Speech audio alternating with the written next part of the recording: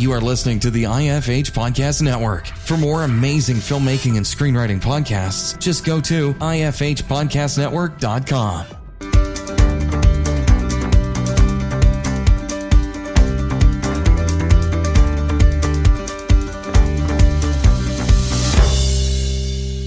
All right, welcome to the Successful Screenwriter Podcast, where we are dedicated to anything and everything screenwriting. Here we interview successful screenwriters and filmmakers to discover just what it takes to make it in the industry. All right, welcome to the podcast. I have on a very special guest today. We have on screenwriter, producer, film festival director extraordinaire. This is Kristina Michelle. Kristina, thanks for coming on with us today. Thanks for having me on, Geoffrey. It's great. I mean, one of the very first festivals I ever went to was the Indie Gathering International Film Festival, and that was the one that you and the fantastic Ray Zutch run. I love that fest. I really wanted to bring you on because we're both directors of festivals. I run Script Summit, and I wanted to discuss kind of a director's point of view from screenwriting and submissions that we get and what works, what doesn't. But before we really get into that, I want to kind of hear your origin story of what brought you into this process. Well, just in general with the film industry, I started out very young as an actress. That had been my primary interest from the time I was really young. I actually started acting in theater in 1997. Wow. And I did that for a few years. And then in, I want to say it was like early 2004, I found film acting classes that were like an hour away from me, run by Ray Zutch, and started taking film acting classes and transitioned from theater to film. I always was kind of creative, like as far as the writing side. I wrote screenplays in the past, never really tried to do anything with them outside of just, some competitions. But primarily focusing as an actress at the time. And I had interests behind the camera too. But I got involved with the Indie Gathering as a volunteer, just, helping check people in and, do things like that, show people to the screening rooms, pump up their screenings, things like that, and just there for the networking, because Indie Gathering is now in its 25th year. And I think the first year I went was maybe in 2006 or so. And, I just wanted to get involved, wanted to help out. And after a couple of years of doing that, I was like, Ray, you do everything yourself. You really need help. Why don't, let me take on some of these duties and, help you out with the organizing and that. And he's like, oh, you want to, okay, here you go. Do this. That's awesome. And it was like a load off, off of him of running it, himself for so long. Yes, he had helpers and staff and things like that, but the organizational aspect and, communications with people and keeping judging on track and things like that, and all of the administrative details, it's a lot of work. And it really is. I love doing it. I came on board producing the festival with him back in 2010. Okay. So a little over 10 years now.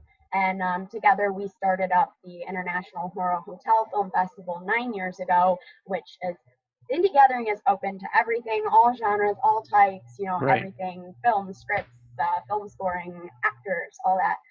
But Horror Hotel, it's just, we noticed a lot with the Indie Gathering, horror creatives like to stick together. Yeah. It's like, oh, they're in the bar together. They're in the lecture room together. They're all staying watching together. Horror movies Yeah. together. They would network with other people, but they really like people that are like them, who have that that love niche. And so we started that just as a one-day event for film the first year, and it went really well. So the next year we opened it up to, scripts and film scoring and films and Scream Queen competition and things like that. So that's always fun to witness. Every year, yeah. And now Scream King too, because the guys wanted to do that. And over time, I got out of being in front of the camera. I just realized, I don't like personal recognition. I like being the person in the background. It's weird, after having been on camera for over 10 years to say that, but Yeah.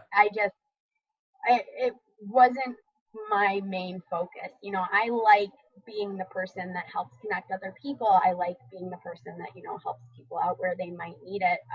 But I don't like to make things about me.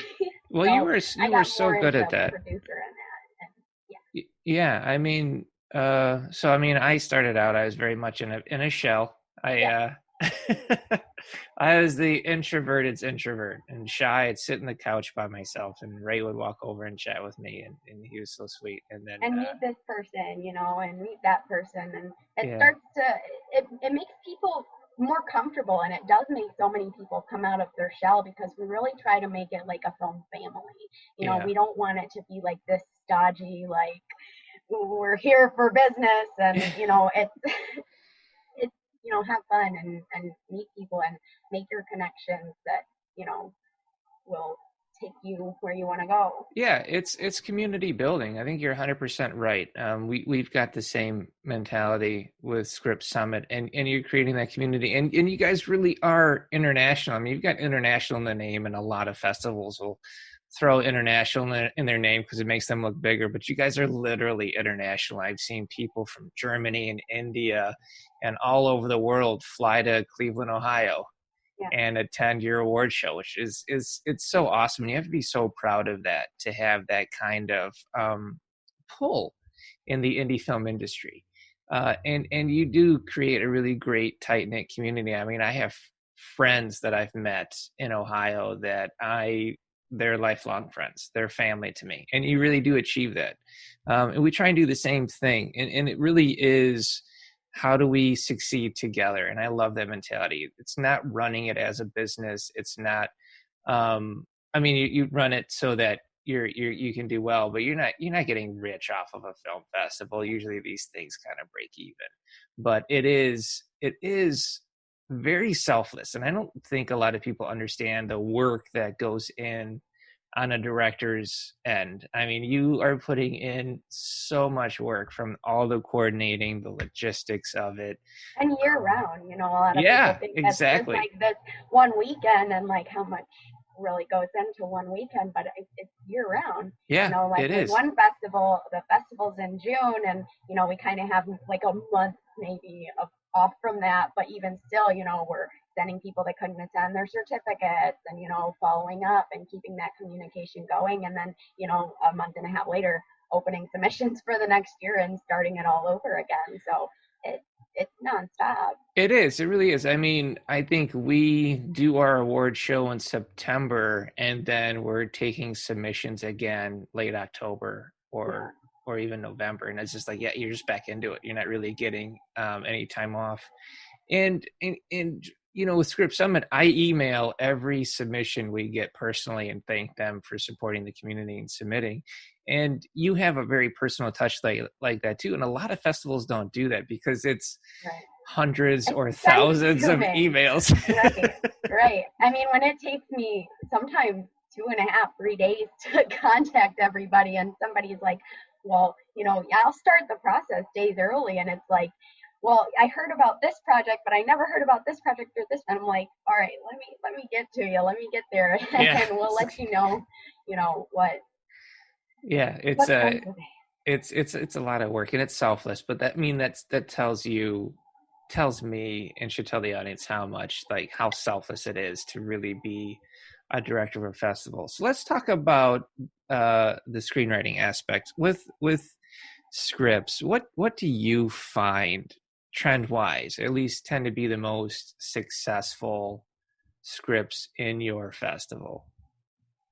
Actually, I would honestly say not trendy scripts Okay. necessarily. So a lot of times, like, yeah, you'll see, you know, trends in writing and in films where, you know, a lot of people are trying to hit these key things for marketability and things like that.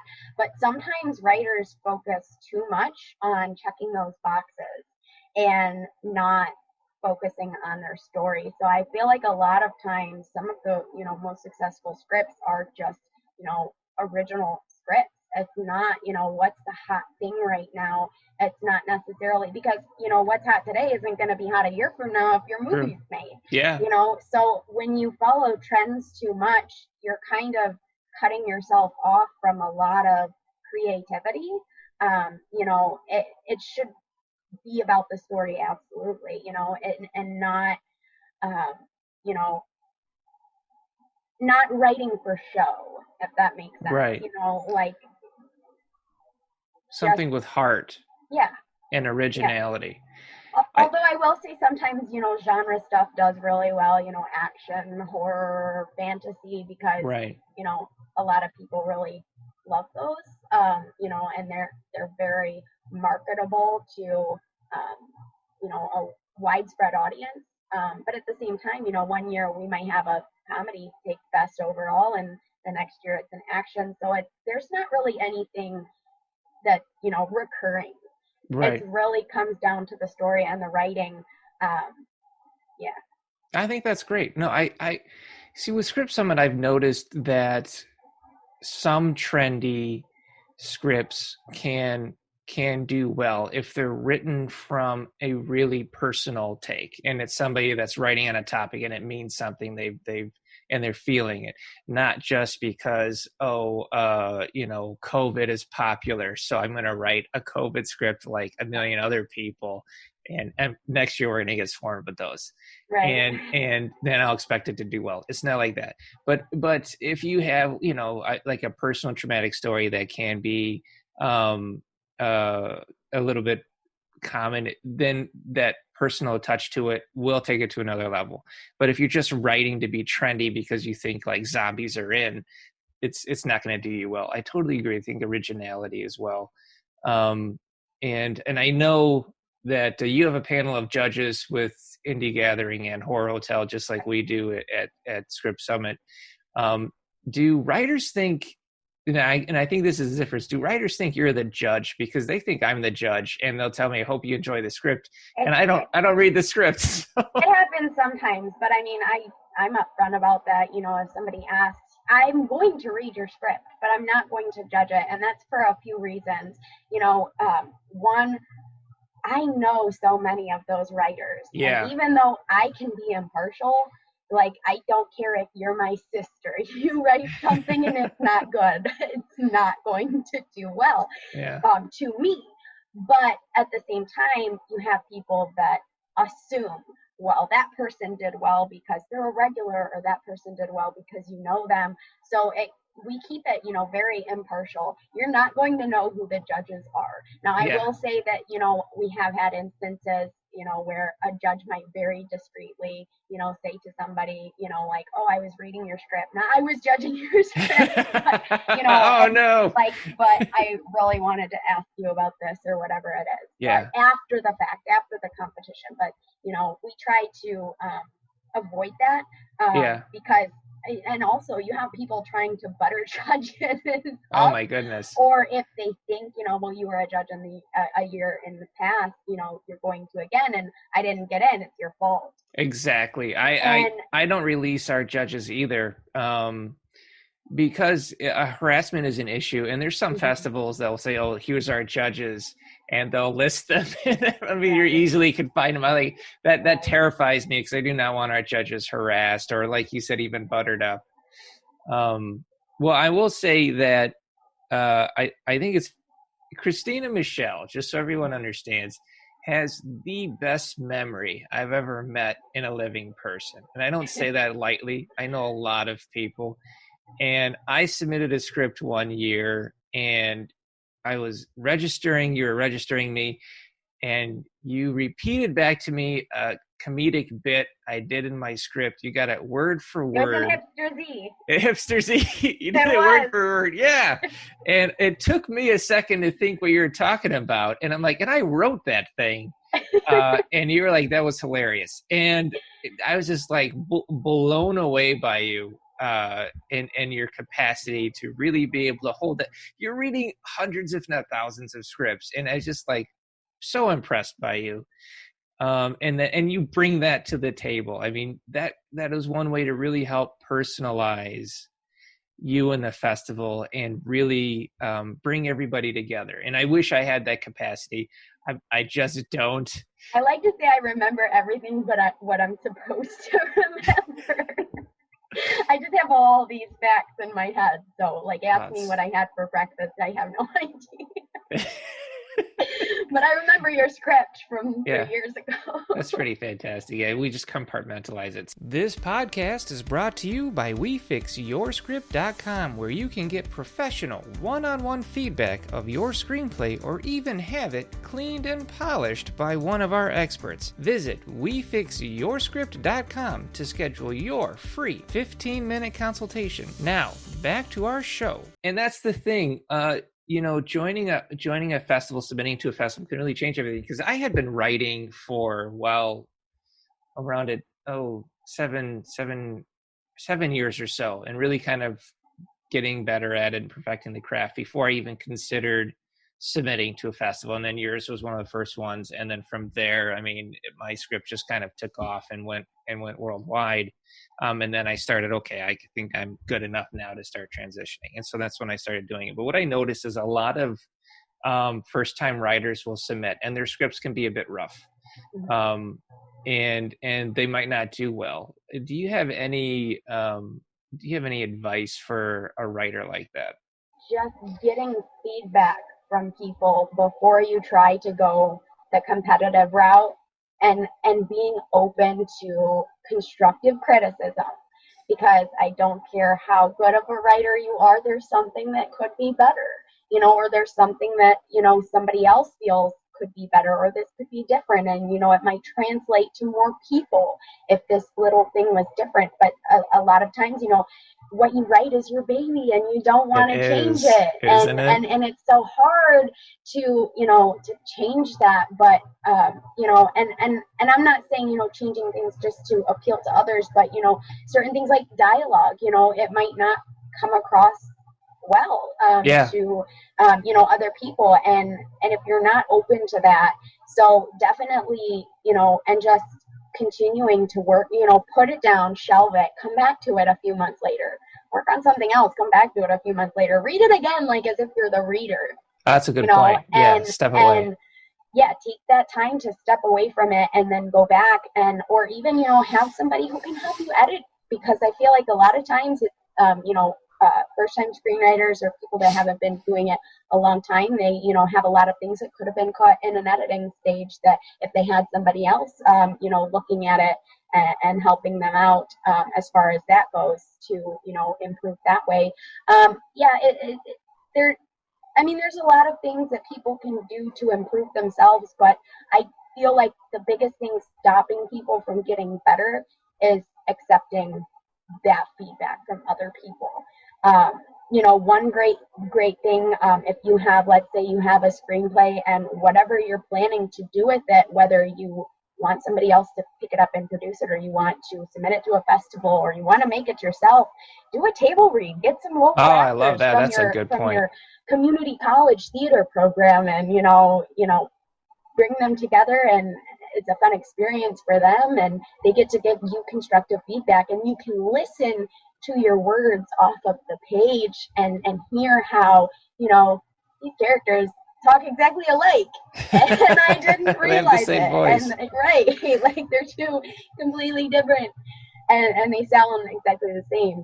So, there are a lot of ways, but I feel like other people can help make you better if you're open to that. No, I love this. You're a screenwriter and a producer and a film festival director. So these tips that you're giving are solid, and people need to take this to heart. One thing I find, and we'll touch on those first subjects for a second, but one thing I find is a screenwriter's impatience as a director. So they'll submit a screenplay, they get excited about it, they don't get feedback on it, they don't polish it or clean it, and so then like a month later I get the email of, well, I just updated the draft, can I resubmit it? And in the past we would be okay with it, but now we pay our writers, and so it gets to the point where the script's already been judged. And then I say, you have to put in a new submission. I'm sorry. Right. I would say be patient, and if you have to push off until a later deadline to have that script perfect, do it. Don't just get impatient, put that script in, and then realize there's typos, Right. or realize you could have fixed a hook of your script, Or and you then have the wrong character name over here when you really meant that character, and yeah, exactly. that's Yeah, common. the spacing is all off, or yeah, and because one thing I've noticed is if you're doing that with a screenplay festival, you're probably going to do it when you approach a manager or an agent, and that's something you need to get out. Or if you apply to a gig, you might be like, "Oh no, this is the wrong draft." Get that out of your system. You need to stop doing that. Whatever draft you send out needs to be the perfect draft that you are committed to, Right. until you get notes, of course. So. A table read is a fantastic idea.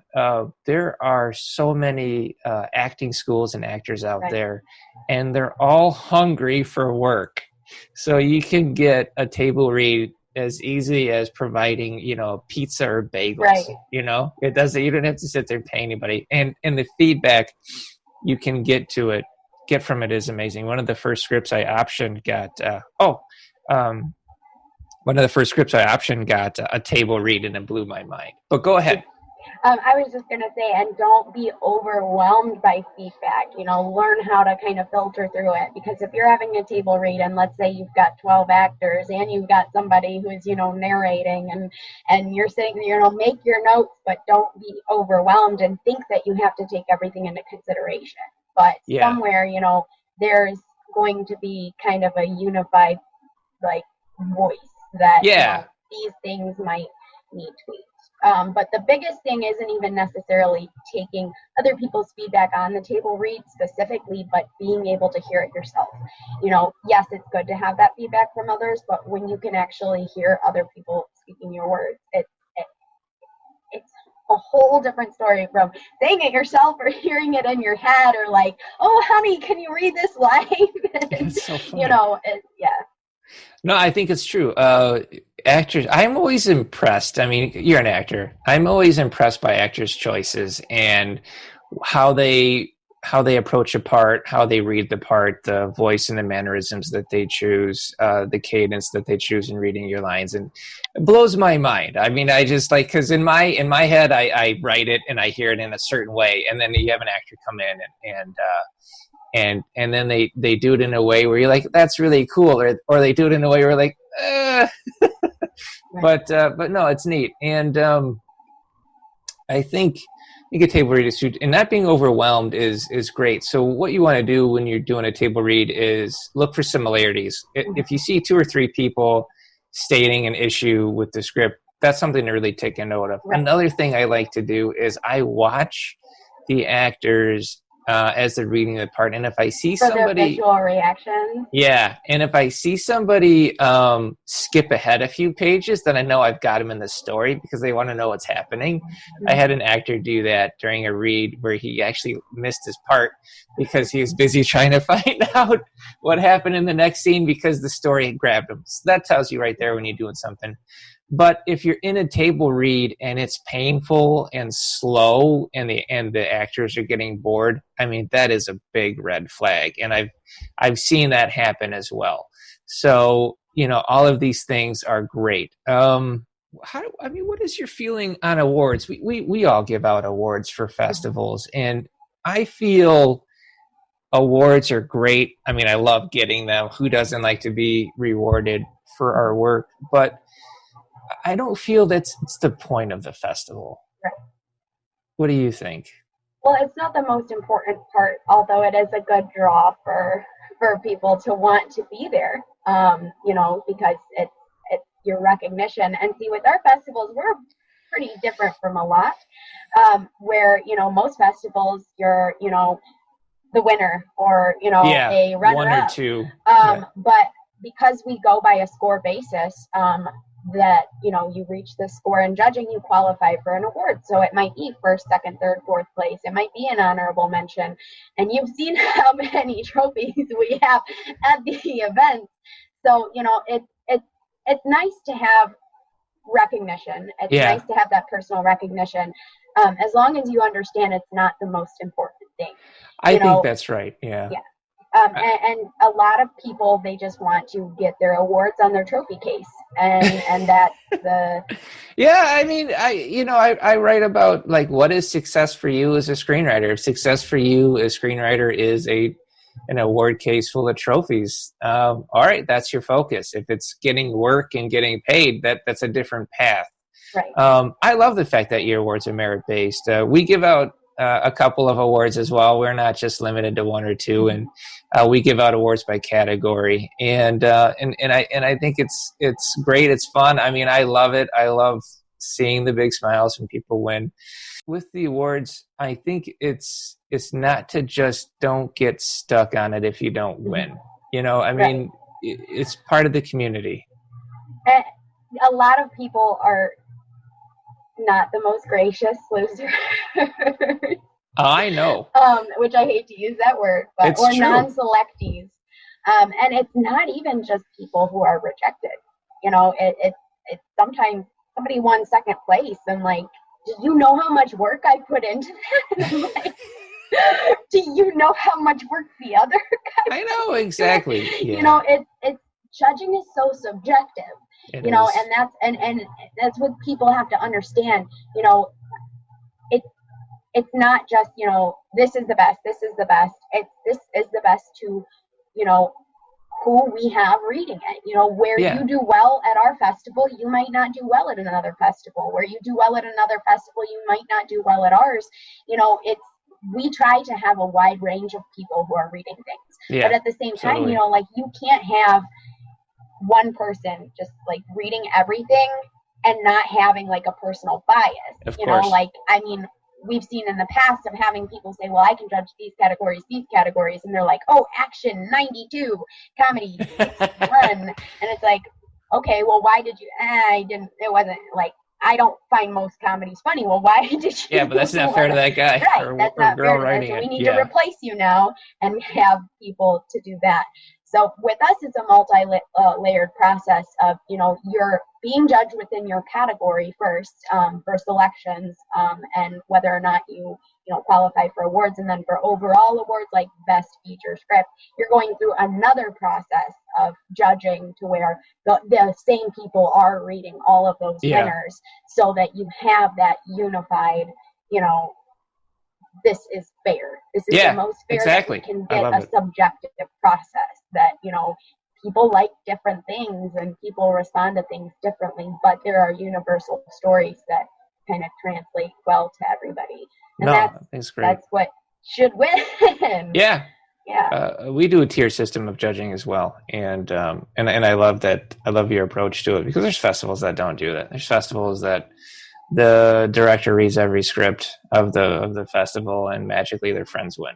And I've been to those, and I've bought a plane ticket and flown to those, and left going, okay, I think this is going to just be a date night with the wife. And there are also ones out there that they say they're reading all of them and they're not. You know, I've known people. I think that's that, you know, have been invited to judge for festivals. I've had people reach out to me asking me to judge, and I'm like, I'm sorry, but I literally read thousands of things a year with multiple festivals. I can't do it. But when you hear this person says, you know, well, they were only going to read 10 pages.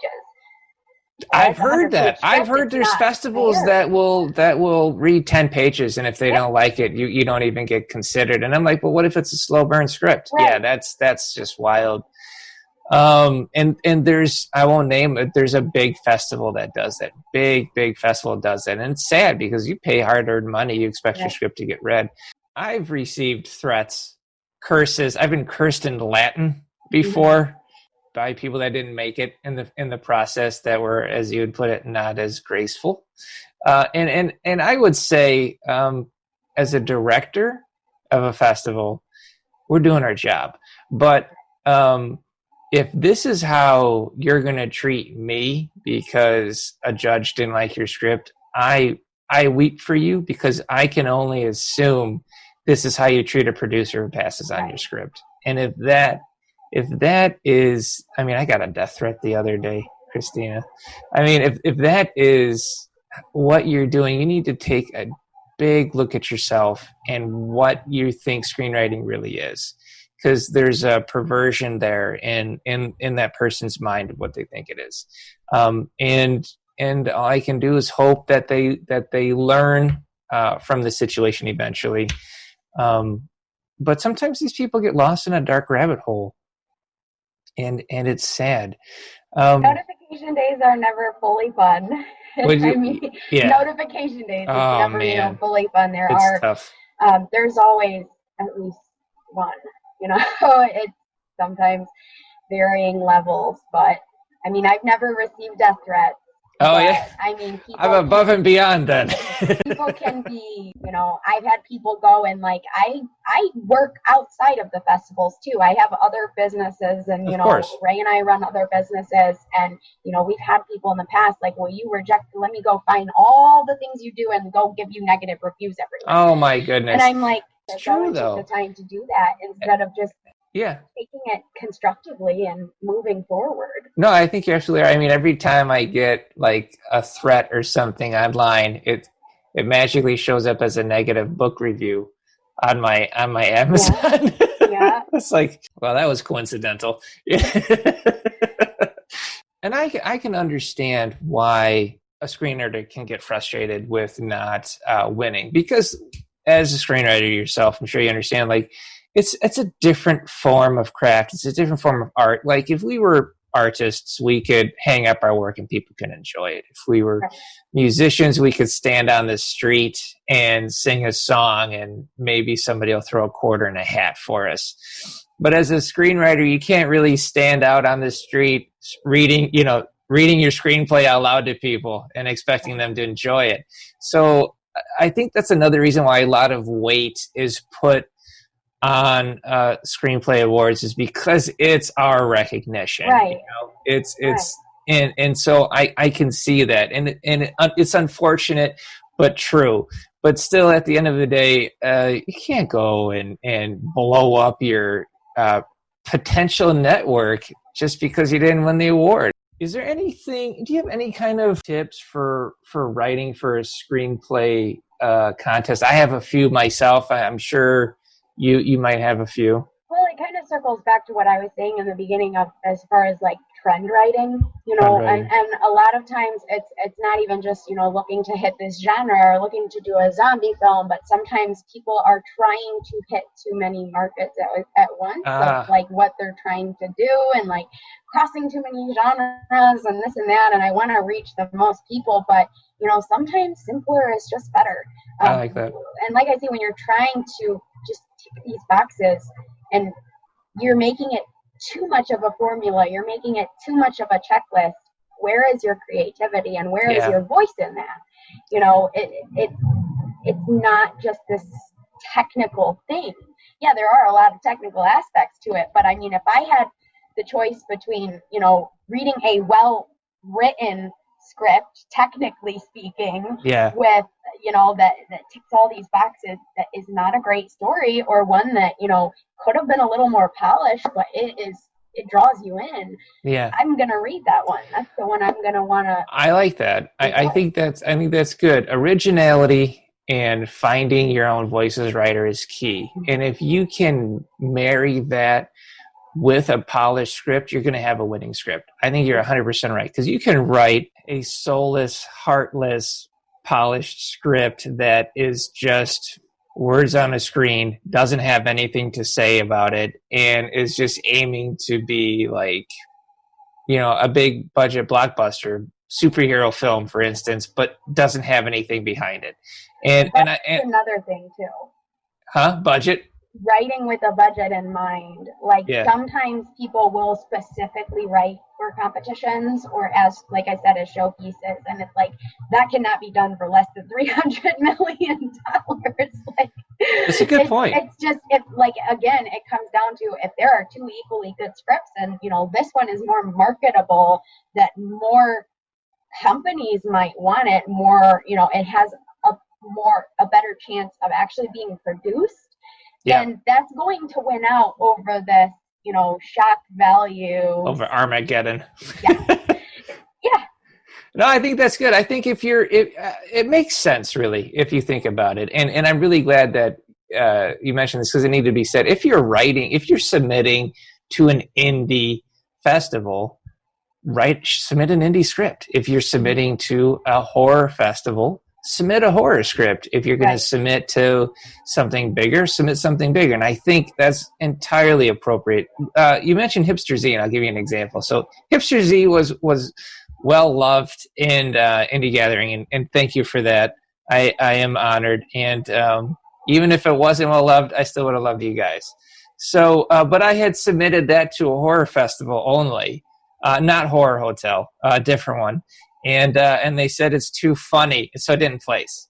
Oh. So then I submitted it to a comedy festival, and they said it's too scary, and it didn't place. Oh.